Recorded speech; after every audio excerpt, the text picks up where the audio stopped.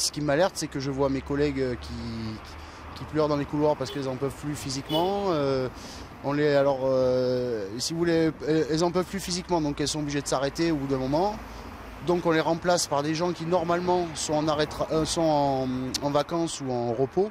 Donc ces gens, on les rappelle pour venir travailler et combler les manques et ils ne se reposent pas. Donc ces gens-là, et puis voilà, c'est le serpent qui se mord la queue. Donc voilà.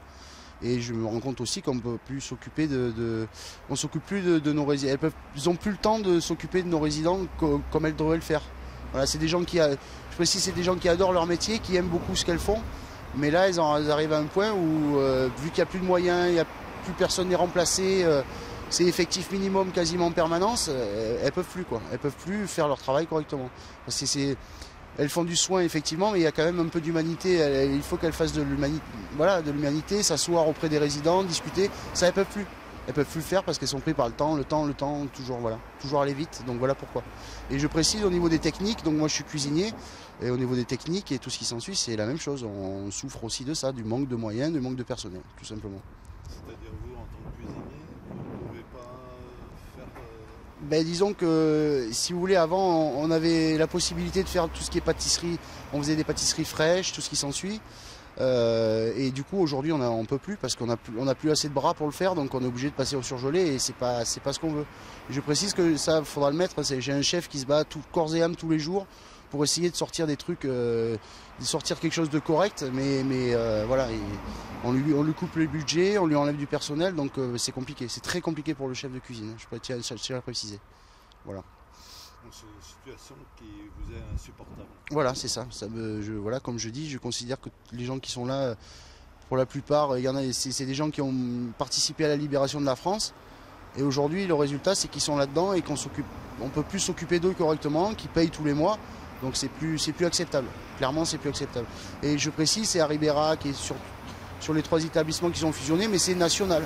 Clairement, c'est national, quoi. Ça va mal partout au niveau des EHPAD. Voilà. Alors vous avez commencé donc cette grève de la faim, ça fait déjà 8 jours. C'est ça. Qu'est-ce que vous attendez? Qu'est-ce que vous espérez? Eh ben, j'attends que les autorités un petit peu plus hautes peut-être voilà, se rendent compte, même si je pense qu'ils le savent, je sais pas, après je m'avance, mais qu'ils se rendent compte que on souffre vraiment et que c'est pas normal, donc qu'ils débloquent des moyens pour pouvoir embaucher un peu plus et voilà, arrêter de tacler dans les budgets en permanence et toujours moins, et ce qui fait qu'au bout du bout on a plus de travail, donc on peut plus quoi. Voilà. Quand vous dites autorité, vous pensez à la direction de votre... Pas forcément la direction, même plus haut, hein, parce que au niveau de l'ARS est au niveau du ministère de la Santé, clairement. Voilà, j'aimerais, s'ils daignent se déplacer, si vous daignez vous déplacer me voir, voilà, pour discuter de tout ça, et voilà.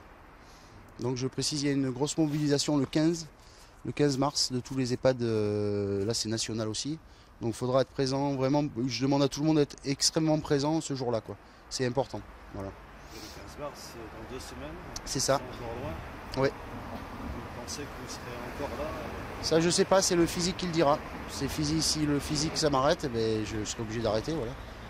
Le mental est là pour l'instant, mais je sais très bien qu'au bout d'un moment ça va devenir compliqué. Donc j'en appelle aussi à ceux qui veulent faire la même chose que moi, s'ils peuvent, faites-le, prenez le relais derrière moi et que ça continue, quoi. Voilà.